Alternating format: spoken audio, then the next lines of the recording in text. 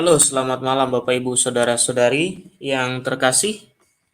Pada malam hari ini saya live kembali untuk menjawab salah satu video yang menurut saya perlu ditanggapi karena mengandung, bukan mengandung ya, kalau mengandung itu beda artinya ya. Video itu memuat literasi yang kurang lebih memuat kekeliruan ya, di mana dalam video itu Patrice Smith itu menanggapi video dari Crusader Network. Nah, dari tanggapannya terhadap video Crusader Network itulah saya melihat ada kekeliruan di situ, di mana Patrice Smith itu menolak ya bahwa Yesus itu memberikan tugas yang khusus kepada Petrus sebagai gembala. Nah, mengapa saya tersentuh untuk mengangkat topik ini? Karena ini penting, karena banyak orang itu menghiraukan atau mengabaikan tulisan kitab suci tentang tugas yang Tuhan Yesus berikan kepada Rasul Petrus. Mereka lebih fokus kepada tafsiran yang lebih mendukung ya kemauan doktrin mereka atau mendukung maunya mereka. Berbanding terbalik dengan kenyataan yang sesungguhnya, dengan fakta yang sesungguhnya. Maka malam hari ini saya benar-benar akan memberikan data semampu saya. Saya akan berikan data yang ya bisa dikatakan mungkin tidak 100% komplit ya. Mungkin 80% lah ya. Saya coba berikan data dan saya mulai dari segi kitab suci, di mana nanti saya akan tampilkan cuplikan video dari Patrice Smith, dan setelah itu saya akan tanggapi ya beberapa poin-poin di video itu, dan tentunya seperti biasanya supaya saya tidak lupa biasanya saya catat ya, saya catat bagian-bagian poin-poin yang kira-kira disinggung di dalam video Patrice Smith ini. Saya melihat ya ada suatu upaya untuk menghapuskan fakta sekaligus juga menghapuskan apa yang nyata-nyata ada dalam kitab suci, dengan memberikan tafsiran yang ya saya dapat katakan ngawur lah ya, sehingga pengertiannya akan berbeda. Nah, nanti kita akan buktikan dengan tafsiran Patrice Smith terhadap Matius 16 ayat 13 sampai 20. Ya, kita akan lihat nanti tafsirannya seperti apa.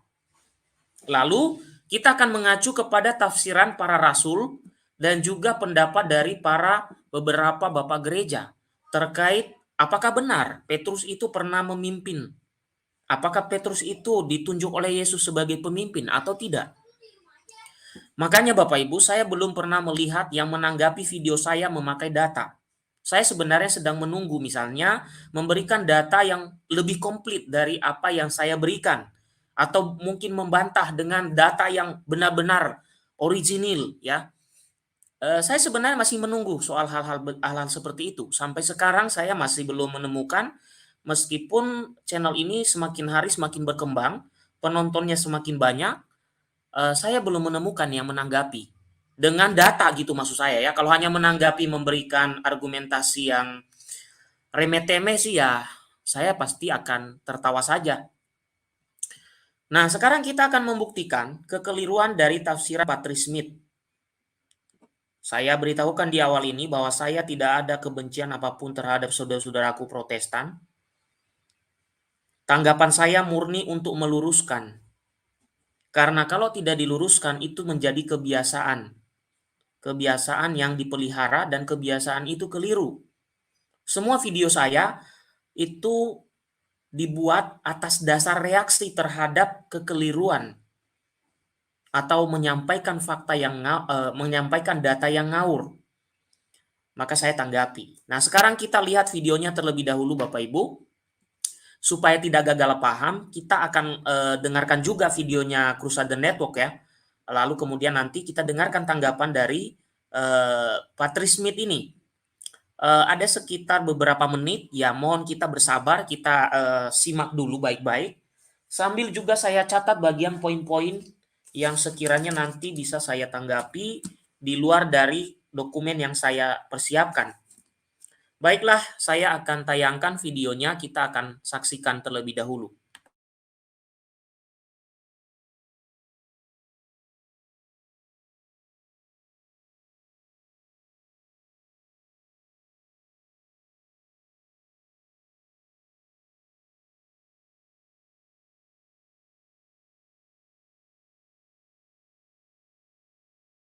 Saudara-saudara, kali ini saya mau menanggapi video dari channel Crusader Network yang dalam video yang berjudul Nabi-Nabi Palsu di Sekitar Kita, yang mana dalam video tersebut admin CN ya menjelaskan tentang Nabi-Nabi palsu.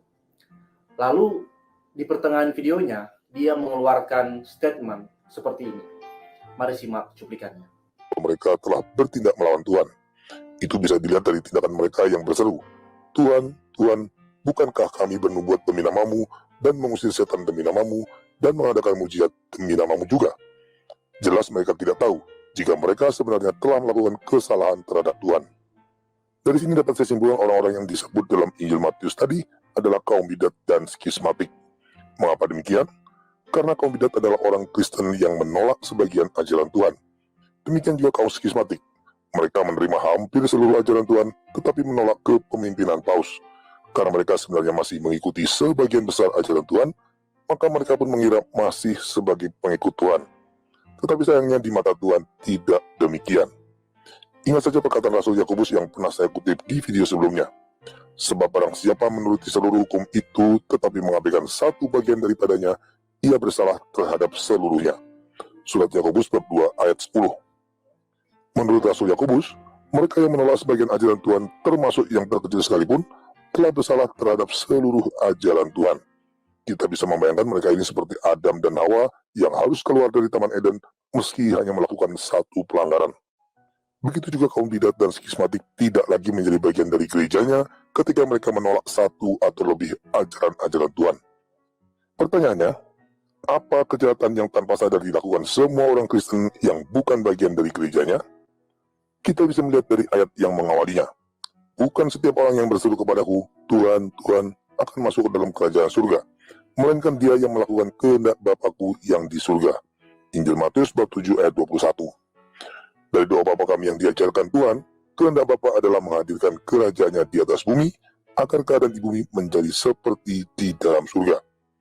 Untuk mewujudkan kerajaan Allah di bumi itulah Tuhan mendirikan institusi gerejanya dengan menunjuk Petrus sebagai pemimpinnya. Sama seperti tidak ada yang dapat sampai kepada Bapa kalau tidak melalui Yesus, demikian juga tidak ada yang dapat sampai ke dalam kerajaan Allah jika tidak melalui gerejanya. Tidak ada sarana lain yang dapat digunakan untuk mewujudkan kerajaan Allah di bumi. Hanya melalui gereja yang didirikan oleh Yesus Kristus sajalah kerajaan Allah di bumi dapat diwujudkan.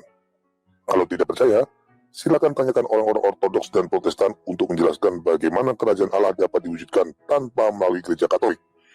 Silakan tanyakan orang-orang Ortodoks dan Protestan untuk menjelaskan bagaimana kerajaan Allah dapat diwujudkan tanpa melalui gereja Katolik. Mereka tidak akan sanggup menjawabnya. Nah, begitulah statementnya. Dalam video ini saya akan menanggapi statement tersebut ya, khusus bagian itu. Ada beberapa hal yang akan saya tanggapi, yaitu yang terkait bagaimana statement-statement yang menghentar pada kesimpulan bahwa tidak mungkin kerajaan Allah didirikan tanpa gereja Katolik. Kita masuk ke tanggapan saya yang pertama. Dia menggunakan Yakobus 2 ayat 10 untuk membenarkan bahwa seluruh aturan dalam gereja Katolik itulah yang dimaksud dengan hukum yang disebut dalam Yakobus bab 2 ayat 10. Saudara-saudara, jika kita melihat konteks dari ayat itu berbicara tentang 10 hukum. Ya, 10 hukum Taurat dalam 2 loh batu yang menjadi dasar titah dari perintah Tuhan. Bukan seluruh aturan-aturan atau keputusan-keputusan Paus dalam konsili-konsili, bukan. Mari kita baca satu ayat setelah ayat itu, yaitu ayat 11. Yakobus 2 ayat 11. Sebab ia yang mengatakan jangan berzina, ia mengatakan juga jangan membunuh. Jadi jika kamu tidak berzina tetapi membunuh, maka kamu menjadi pelanggar hukum juga. Jadi hukum dalam ayat 10 itu bicara tentang 10 hukum. Kata hukum ini dalam bahasa Yunani, nomos, yang berarti law in general, atau dasa, atau hukum dasar, atau ke-10 dasa titah. Dalam poin pertama ini, seharusnya admin CN sudah salah ya, karena melakukan eksegese, atau bisa kita katakan dia memaksakan ayat itu untuk sama dengan pemikirannya. Saya mohon jangan admin CN menjadi seperti nabi palsu. Tugas nabi asli adalah menyatakan firman sesuai dengan apa yang Tuhan nyatakan. Bukan menyatakan firman berbeda dengan apa yang Tuhan nyatakan. Itu nabi palsu. Maka dalam poin pertama ini, saya harus katakan maaf ya, admin, Anda salah dan Anda telah mengeksegese ayat itu. Hal yang sama juga yang dilakukan oleh admin dalam Matius 7 ayat 20. Di mana admin memberikan huruf besar pada kata kehendak, yang mana maksud admin adalah sekali lagi mau menekankan bahwa kehendak Bapa adalah seluruh ketetapan atau ajaran dari Gereja Katolik. Saudara-saudara, tentu kita tahu ini juga adalah eksegese atau pemaksaan ayat ya, supaya cocok dengan pemikiran admin. Saudara-saudara, dalam ayat ini Yesus dia menyatakan diri sebagai anak karena dia menyebut Allah sebagai Bapakku dan kedudukannya sebagai anak ya. Salah satu tugas yang dia miliki adalah sebagai hakim. Makanya Yesus menyatakan orang akan berseru kepadanya, artinya memohon untuk diselamatkan oleh Yesus. Firman yang menjadi daging, yang menebus dan menghakimi. Dan Yesus mengingatkan bahwa para pemimpin palsu, yaitu mereka yang bernubuat, mengusir setan, dan mengadakan mujizat demi nama Yesus, mereka akan terbongkar kedoknya dan dihukum. Karena mereka melakukan semua itu demi diri mereka. Dan demi membanggakan semua yang mereka lakukan. Yang hanya sekedar melakukan tindakan-tindakan yang menakjubkan saja. Bahkan bisa dikatakan adikodrati, tapi mereka belum tentu berasal dari Allah. Kita bisa melihat perbandingannya dengan Ulangan 13 ayat pertama sampai 5, 2 Tesalonika 2 ayat 8-12, dan Matius 24 ayat 24. Jadi, penghakiman yang akan terjadi pada zaman akhir akan membuktikan siapa saja mereka yang sungguh-sungguh menginjil kerajaan Allah. Oke, untuk menghindari take down Bapak Ibu, maka saya jawab dulu sedikit ya. Saya masih belum menampilkan data, oke? Karena belum sampai di pembahasan yang beliau sebutkan. Ada satu yang fatal dari ucapan Patrice Smith di sini. Dia mengatakan ya, walaupun dia menyanggah ya, Yakobus 10 dia menyanggah, tapi dia sebut konsili di situ. Dia katakan itu bukan konsili-konsili. Sekarang saya tanya kepada pengikutnya Patrice Smith. Patrice Smith ini saya tahunya dari Reformit.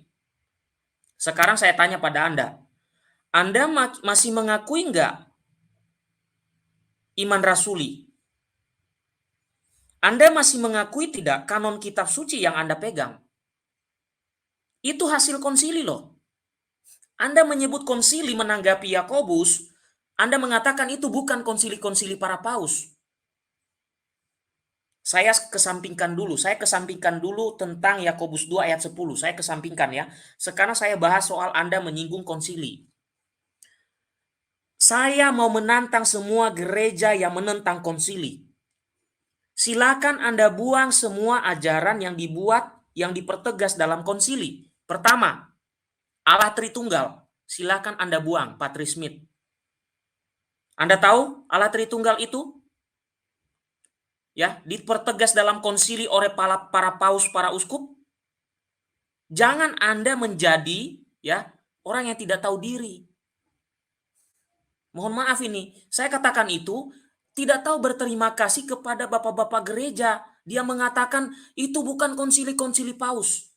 Jadi maksud Anda konsili-konsili para paus itu tidak penting gitu. Anda, saya katakan tidak tahu diri. Ya, tidak tahu terima kasih. Ya. Bapak-bapak gereja yang mengkanon kitab suci itu dalam kurang lebih 4 atau 3 konsili ke saudaraku. Jangan tutup pikiran Anda hanya karena tidak suka dengan gereja Katolik, maka Anda mengatakan apa itu konsili. Bahkan Anda memperbandingkan dengan Yakobus 2 ayat 10 mengatakan itu bukan konsili-konsili para paus. Saya beritahu Anda, mulai dari konsili pertama Yerusalem, konsili Nikea, konsili Konstantinopel, dan sampai semua konsili, Anda, Patrice Smith, masih memegang hasil konsili itu sampai sekarang. Salah satunya Anda meyakini Allah Tritunggal. Yang kedua, Anda memegang kitab suci yang ada sekarang. Hasil konsili, saya sebutkan saja konsili apa saja itu. Konsili Hippo, konsili Kartago, ya. Itu. Kurang lebih 2 itulah yang terakhir. Tapi Anda mengatakan itu bukan konsilinya Paus yang ada di ayat itu Anda katakan. Jadi Anda meremehkan konsili maksudnya. Saya tantang semua orang-orang yang anti konsili. Lebih baik Anda pindah kepada ajaran Wanes atau ajaran JT. Dia akan mempertanyakan Bapak Gereja. Oke? Saya tantang Anda semua, beranikah Anda yang tidak suka dengan konsili-konsili para paus yang terjadi sejak abad pertama, beranikah Anda membuang semua ajaran-ajaran yang dibuat, yang dipertegas, yang dikumpulkan dalam konsili? Termasuk kitab suci. Itu hasil keputusan konsili. Jangan salah. Termasuk Anda merayakan perayaan hari Minggu saat ini. Bukan hanya sekedar ayat-ayat harafiah yang ada dalam kitab suci. Beranikah Anda membuang semua ajaran itu? Kalau Anda menentang konsili? Saya menantang Anda dalam video ini. Jika Anda sama dengan Patrice Smith, silakan buang semua hasil konsili-konsili para paus. Ya. Oke? Ada 7 konsili terawal dan konsili-konsili lain sebelum adanya Protestan. Beranikah Anda membuang semua itu? Jika Anda sama pemikirannya seperti Patrice Smith. Lalu saudaraku menanggapi Yakobus 2 ayat 10. Anda menuduh orang lain mengeksegese. Lah Anda juga sama mengeksegese. Lah terus perbedaan Anda dengan dia apa? Tidak ada yang beda. Kalian eksegese. Yakobus 2 ayat 10 kalian eksegese. Anda tahu tidak bahwa Yakobus ini adalah surat pastoral? Saya tahu Anda sekolah STT Patrice Smith. Pasti Anda tahu maksudnya surat pastoral itu apa. Bisa dikatakan sebagai surat-surat gereja. Ya, surat-surat gereja. Oke, surat pastoral. Lalu apa kaitannya dengan omongan yang disampaikan oleh CN? Anda harus baca semua ini konteksnya. Apa di sini ngomongnya? Jangan memandang muka. Oke? Lalu kita lihat semua di sini. Anda mengatakan tadi, oh itu salah eksegese. Lalu Anda mengutip ayat 11. Ya. Sekarang saya balik pada Anda. Anda mengakui ayat-ayat Yakobus itu. Pertanyaan saya, siapa yang mengkanon kitab suci itu? Berdasarkan fakta sejarah. Yang mengkanon para uskup, para paus. Kalau ada data-data terawal dari Anda bahwa para paus tidak pernah mengkanon kitab suci, saya ingin lihat gitu, siapa yang mengkanon? Kalau tidak ada ceritanya, tidak ada faktanya. Saya ingin tahu, apakah ada kanon abad ke-16?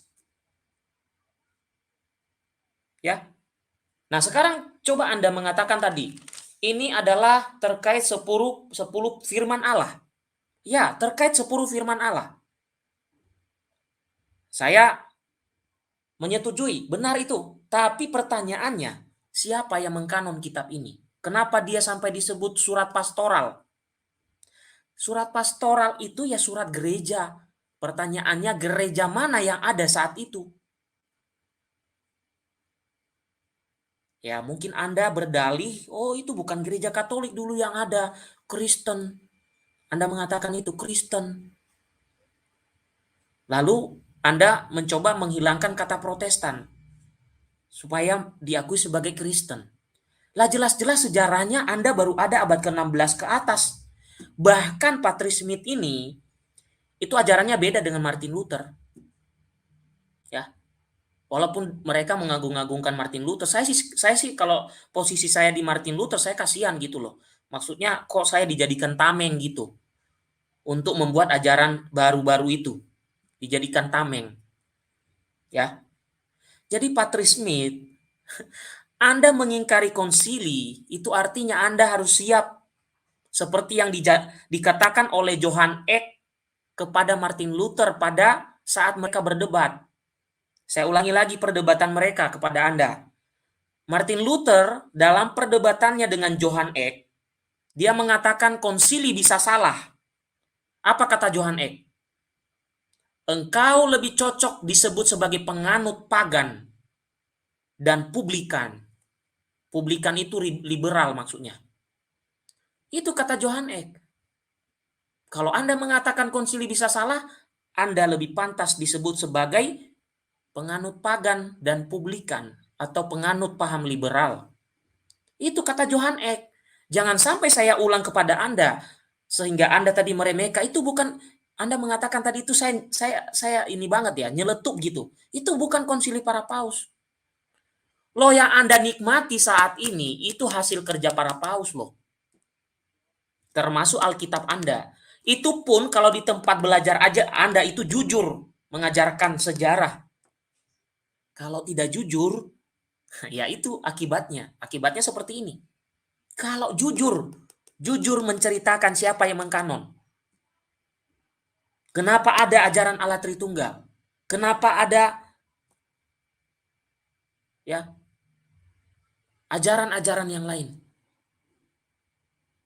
Ada beberapa konsili. Jadi Anda tidak bisa meyakini Allah Tritunggal secara detail tanpa konsili. Ini saya berpikiran gimana gitu ya dengan statement dia. Oke? Lalu kalau Anda melihat Yakobus 2 tadi, ya kalau Anda tahu bahwa ini adalah surat pastoral, pastinya Anda tahu dan Anda cari gereja mana yang punya surat pastoral itu. Ya gereja perdana itu, gereja Katolik itu yang punya. Ya. Dan itu yang mengkanon juga. Bahkan ada nama-nama mereka orang yang mengkanon itu, termasuk Paus Damasus pertama, Paus Damasus kedua, Paus ke-37.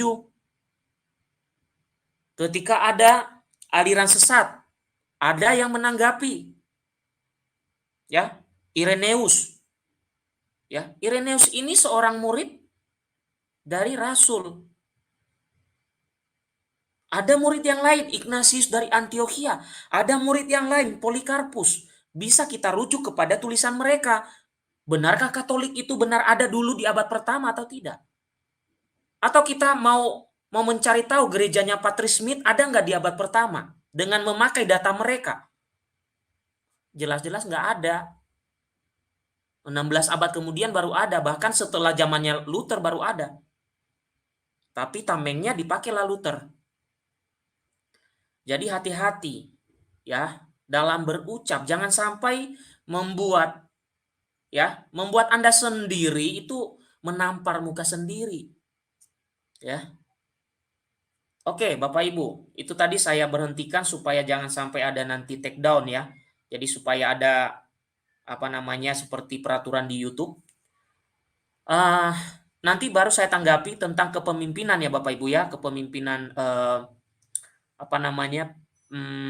Petrus ya, karena nanti baru dia tanggapi setelah ini soal Matius 16.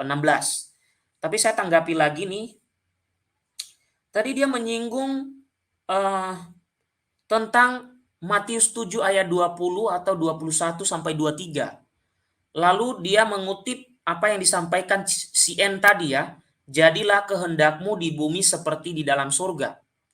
Lalu dia mengatakan dia menolak apa yang dikatakan CN bahwa hanya melalui gereja Katoliklah kita menemukan kepenuhan keselamatan. Dia menolak itu. Oke, sekarang saya jawab pelan-pelan. Pertanyaan pertama untuk Anda adalah, apakah Yesus menghendaki persatuan? Ya, cek Yohanes 17 ayat 21 sampai 23. Bahkan Yesus telah memberikan kemuliaan kepada para murid sehingga mereka bisa bersatu. Ketika kemuliaan itu hilang, maka sebaliknya tidak ada persatuan. Oke? Berarti apa yang kita doakan dalam doa Bapa kami, jadilah kehendakmu di bumi seperti di surga. Di surga apa yang terjadi? Tuhan meraja. Oke? Tuhan meraja atas semua. Dan Yesus menitipkan tugas itu kepada Petrus. Sehingga di bumi juga sama seperti di dalam surga. Di bumi ada pemimpin dari pengikut Yesus yang diberikan tugas, yaitu Petrus. Dan ketika Petrus sudah wafat, ada yang melanjutkan namanya Linus. Disambung lagi, setelah Linus ada Anakletus. Setelah itu ada Clemens dari Roma. Nah, kalau saya sebut sampai 266, nggak akan selesai live ini. Sampai 4 saja saya sebut. Sampai Clemens. Ya, saya sebutkan. Dan seterusnya sampai saat ini, Paus Fransiskus. Kenapa hal itu atau tongkat penggembalaan itu harus tetap ada? Supaya terjadilah kehendakmu di bumi seperti di dalam surga. Apa itu? Persatuan. Dan Tuhan bisa meraja. Dan Tuhan di bumi ini karena dia tidak ada secara fisik, dia memberikan tugas kepada orang-orang pilihannya terkait dengan penerus Petrus. Maka benar kata apa yang disampaikan oleh CN, bahwa doa Bapa kami itu kita mendoakan di bumi seperti di dalam surga. Di surga apa yang terjadi? Tuhan meraja dan semua manusia pengikutnya ada di sana. Bagaimana dengan di dunia? Apakah berantakan? Wong kita meminta doa, jadilah kehendakmu di bumi seperti di surga. Emang di surga berantakan? Di surga juga rapi. Kalau berantakan di surga, ya lebih baik saya tidak ke surga. Apa bedanya dengan di dunia? Banyak yang berantakan. Di surga itu rapi, bagus, Tuhan meraja, ada pemimpinnya. Ya. Dan gambaran kepemimpinan yang ada di surga itulah yang ada di bumi ini yang dipimpin oleh Petrus dan penerusnya yang dimaksud oleh CN tadi. Dalam konteks saat ini kepemimpinan dari Petrus itu dilanjutkan oleh para paus hingga saat ini, abad ke-20 ini, ke-21 ini. Oke, itu tanggapan saya dulu bagian itu. Ya, meskipun nanti saya lebih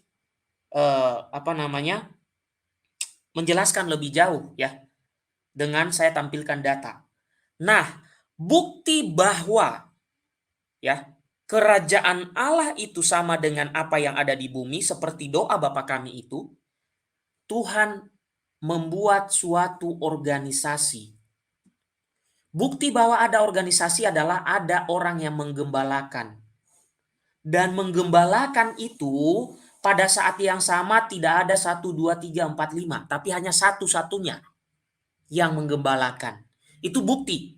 Siapa dia? Petrus. Nanti saya buktikan setelah ini. Oke? Itu tanggapan saya terlebih dahulu. Jadi Anda, saudaraku Patrismith, sebaiknya belajar dengan literasi yang benar. Oke? Sekarang kita lihat lagi sampai selesai videonya Bapak Ibu, baru nanti saya tanggapi dengan data supaya lebih lengkap.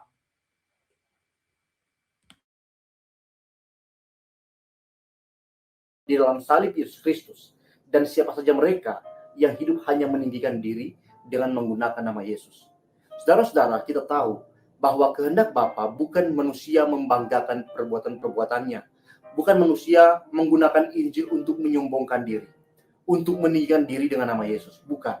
Tapi kehendak Bapa adalah kasih karunia di dalam Yesus Kristus. Itulah kehendak Bapa. Melakukan kehendak Bapa adalah berarti tunduk dan taat sepenuh kehidupan kepada Yesus. Sangkal diri, pikul salib, ikut Yesus. Itulah kehendak Bapa. Bukan mentaati atau bergabung kembali dengan gereja Katolik. Itu salah sekali, saudara-saudara. Ya, itu yang pertama. Yang kedua, hal yang kedua yang akan saya kritik adalah mengatakan bahwa pemberian kunci kerajaan sorga berarti Yesus mendirikan gerejanya dengan menjadikan Petrus sebagai pemimpin. Saudara-saudara, sekali lagi, inilah kesalahan terbesar dalam menafsir, saudara. Mari kita kembali kepada Alkitab saja. Kita kembali kepada konteks ayat itu. Dalam bacaan Matius 16 ayat 13-20 itu sedang berbicara tentang Petrus yang mengakui Yesus sebagai Mesias anak Allah yang hidup di saat banyak orang lain mengatakan Yesus sebagai salah seorang dari para nabi, Yesus sebagai Yohanes Pembaptis dan lain-lain. Dan hanya Petrus yang menyatakan kebenaran bahwa Yesus adalah Mesias yang diurapi. Yesus adalah imam, raja, nabi, yang mana Yesus adalah anak Allah yang hidup. Saudara-saudara, dalam masa itu mempercayai dan mengakui Yesus sebagai Mesias adalah hal yang sangat sulit diterima oleh orang-orang pada masa itu. Mana mungkin anak tukang kayu yang lahir dari hasil kawin muda antara Maria dan Yusuf, yaitu pikiran mereka, bukan mereka kawin betul ya, itu bisa menjadi seorang Mesias. Itu omong kosong, itu pikiran dari orang Yahudi masa itu, saudara. Tapi Petrus percaya dan dia berani menyatakan hal itu. Maka Yesus mengatakan dalam Matius 16 ayat 17-19, kata Yesus kepadanya, berbahagialah engkau Simon bin Yunus, sebab bukan manusia yang menyatakan itu kepadamu, melainkan Bapakku yang di sorga. Jadi Petrus percaya adalah karena Allah bekerja di dalam Petrus untuk membuat Petrus percaya. Kemudian dikatakan, dan aku pun berkata kepadamu, engkau adalah Petrus, dan di atas batu karang ini aku akan mendirikan jemaatku, dan alam maut tidak akan menguasai. Saudara-saudara, untuk mengerti ayat ini, kita harus tahu tradisi saksi dalam prinsip orang Yahudi. Ketika orang Yahudi mau menyatakan sesuatu yang penting terkait suatu hal, mereka akan menyatakan itu di depan seseorang yang akan dia jadikan saksi dengan menyebut nama orang itu, lalu menyatakan sesuatu yang penting itu. Dalam ayat ini, Yesus menjadikan murid-muridnya secara khusus, di sini Petrus, menjadi saksi utama dalam apa yang hendak Yesus nyatakan. Dan saksi ini tugasnya bukan hanya sekedar menyaksikan atau mendengar apa yang dinyatakan, tapi dia harus menjadi saksi yang meneruskan apa yang dia saksikan.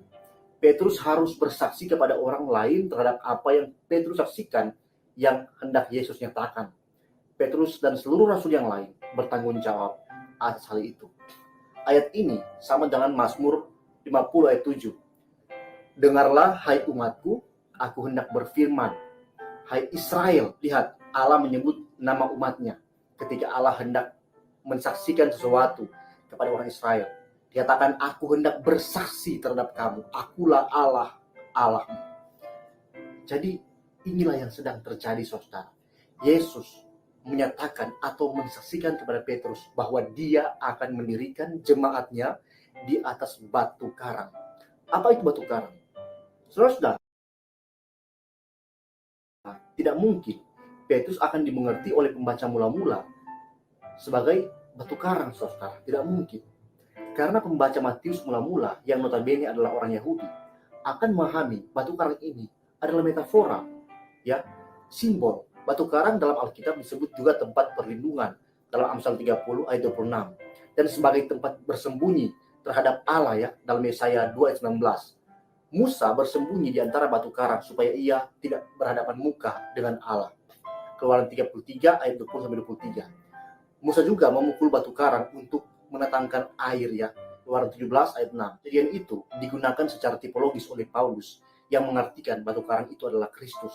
Dalam pertama Korintus 10 ayat 4. Batu karang merupakan bahan dasar yang kokoh untuk bangunan dalam Matius 16 ayat 18. Atas dasar batu karang seperti itulah gereja harus dibangun. Nah, jadi Allah lah batu karang itu, Yesuslah batu karang itu.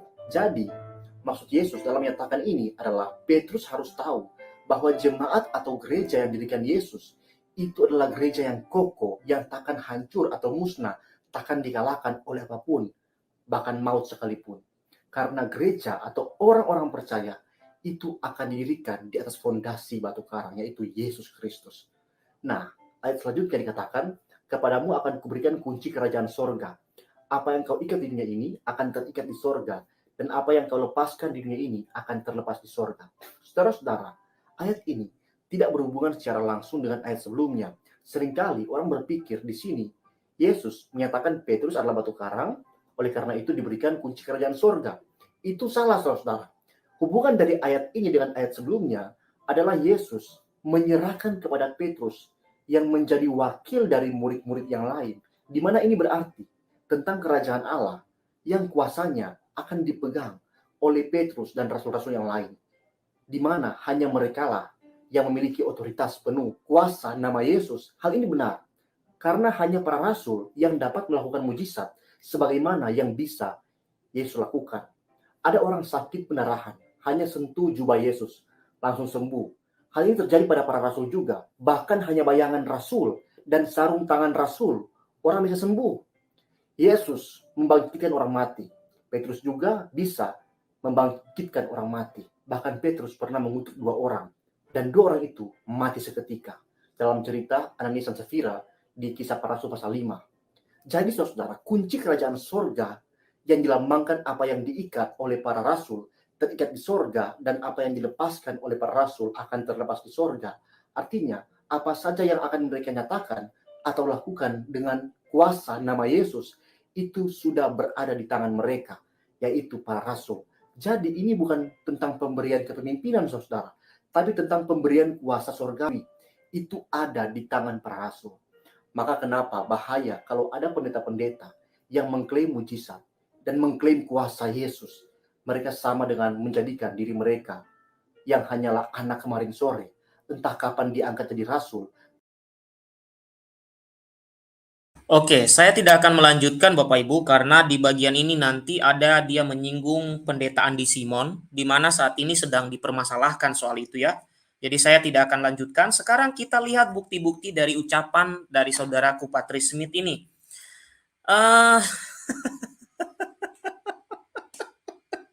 Saya hanya ketawa. Kenapa? Betapa dia berusaha untuk menghindari isi dari perikop itu. Ya, dengan mengatakan tidak ada kaitannya ayat sebelumnya dan sesudahnya. Dan dia mengatakan tidak ada kaitannya dengan kepemimpinan. Yohanes 21 ayat 15 sampai 19 itu nyata saudaraku. Jadi kalau baca itu ya seluruhnya, jangan baca sepotong gitu loh. Kalau Anda tidak mengakui Yohanes 21 ayat 15 sampai 19, baru saya katakan Anda benar gitu ya. Sekarang kita lihat dulu Bapak Ibu ya. Saya pelan-pelan ya. Sekarang saya stop ini karena lanjutannya menyinggung tanpa data ya kelompok lain ya, termasuk tadi saya sebutkan pendeta Andi Simon disinggung di situ ya. Saya tidak ikut itu ya. Saya selalu pakai data berbicara. Ya kalau ada yang mau membantah nanti silakan saja. Saya sangat senang kalau ada yang tiba-tiba mengatakan pada saya, ini nih data yang lebih benar gitu ya. Saya akan belajar lebih lagi ya. Oke. Saudaraku Patrice Smith, Anda menghindari pengertian dari batu karang supaya tidak dikatakan itu Petrus. Sampai-sampai Anda mengatakan itu tidak ada kaitannya. Sampai-sampai Anda mengatakan, oh itu hanya simbol dan lain-lain dan lain-lain. Lalu Anda menyinggung batu karang yang dipecahkan Musa, batu karang yang disebutkan Paulus, batu karang yang disebutkan dalam Mazmur. Itu namanya comotologi. Anda kan lulusan STT. Harusnya Anda tahu soal perikop-perikop itu. Tidak bisa Anda sejajarkan perikop yang satu dengan yang lain. Konteksnya beda. Konteksnya beda, maksudnya beda. Bahkan Anda berusaha supaya Yesus itu seolah-olah tidak berbicara kepada Petrus, sehingga Anda mengatakan tidak ada kaitan ayat sebelumnya dengan ayat sesudahnya. Sekarang kita lihat pelan-pelan ayat yang disebutkan tadi, ya. Kita lihat pelan-pelan sebelum saya masuk kepada pengertian kata batu karang. Benarkah batu karang itu simbol, maksudnya seperti di Musa memecahkan batu karang, Paulus menyebut Yesus batu karang, Mazmur menyebut batu karang, benarkah sama artinya? Ya, dari orang yang sederhana saja Bapak Ibu, orang yang lurus hatinya membaca ayat ini, dia akan tahu bahwa itu beda. Karena Yesus sedang berbicara kepada orang yang bernama Kefas. Kefas bahasa Aramaik sama dengan Petrus, Petro, Pedro, dan lain-lain. Dia sedang tidak bahas batu karang di zaman Musa. Dia sedang tidak bahas batu karang konteksnya Paulus. Dia sedang tidak bahas batu karang dalam Mazmur. Yang dia bahas itu gereja yang didirikan itu. Kepada siapa dia berikan tanggung jawab. Sekarang kita baca pelan-pelan. Ini gemes saya ya melihat orang semacam ini ya. Mencoba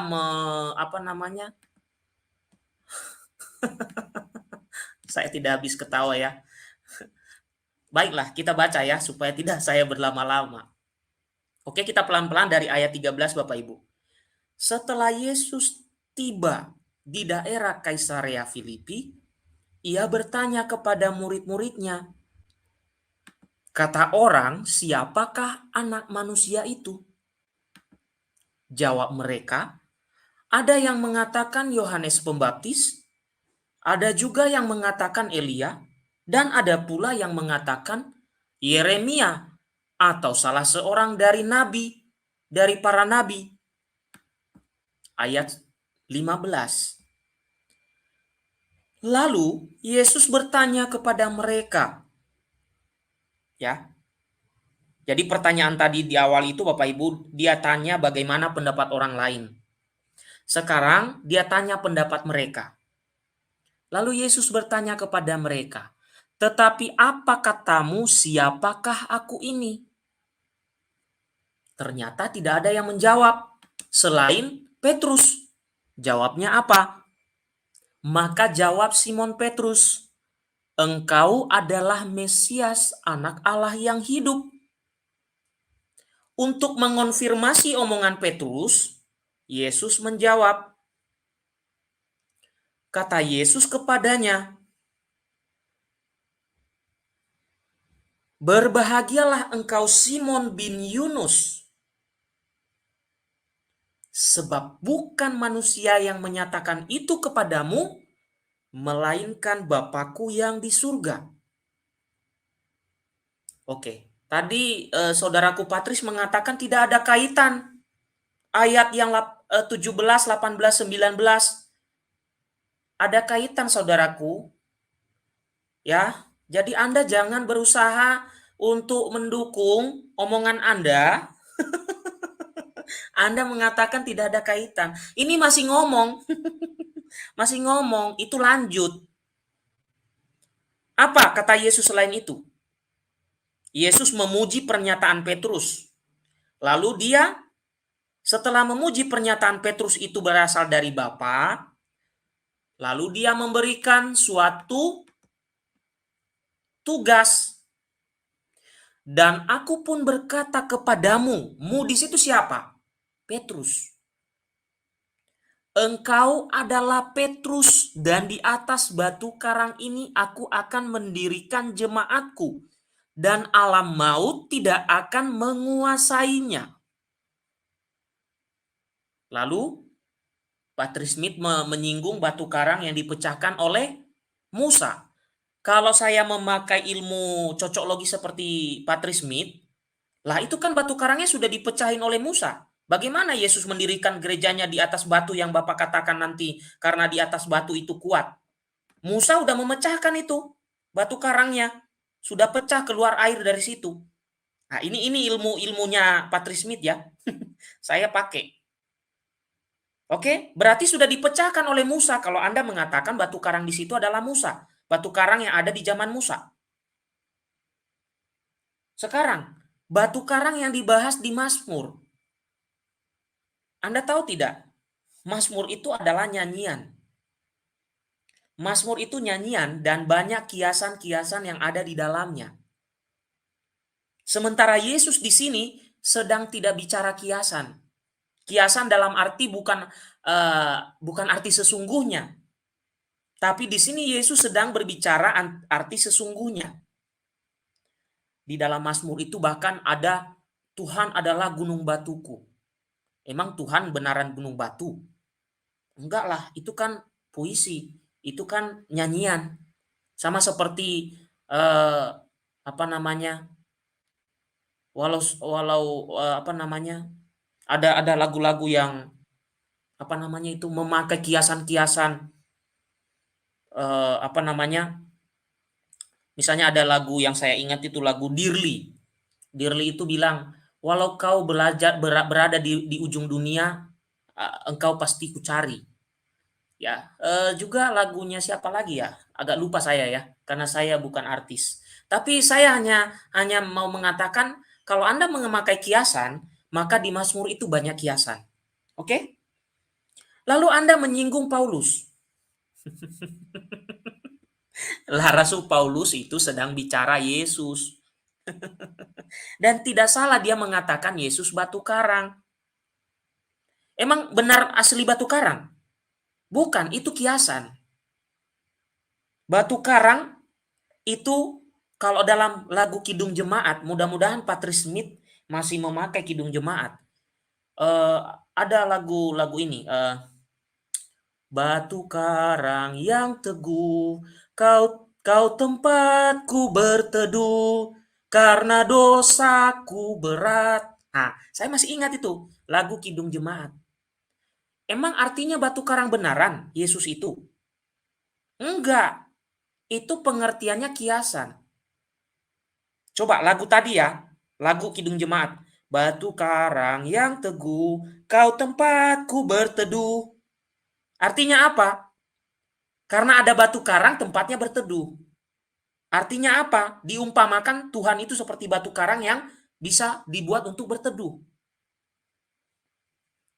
Nah sekarang, Yesus ngomong mendirikan jemaat di atas batu karang. Masa batu karangnya kiasan?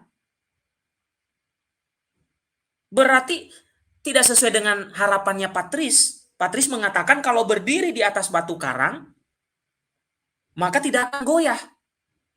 Kalau batu karang kiasan, lalu yang dimaksud dalam obrolan ini siapa? Ayat 17, dari ayat 13 sampai 20, itu nyambung. Jangan Anda katakan tidak ada kaitannya. Ada kaitannya. Ayat 17, ya ayat 16, oke. Petrus mengakui kemesiasan Yesus. Ayat 17, Yesus mengonfirmasi bahwa itu benar. Bahkan dia katakan, itu Bapa yang mengatakan kepadamu. Di ayat 18, karena pernyataan Petrus itu diberikanlah sebuah pernyataan bahwa Petrus nanti akan menjadi pemimpin. Dia berkata, dan aku pun berkata kepadamu, engkau adalah Petrus.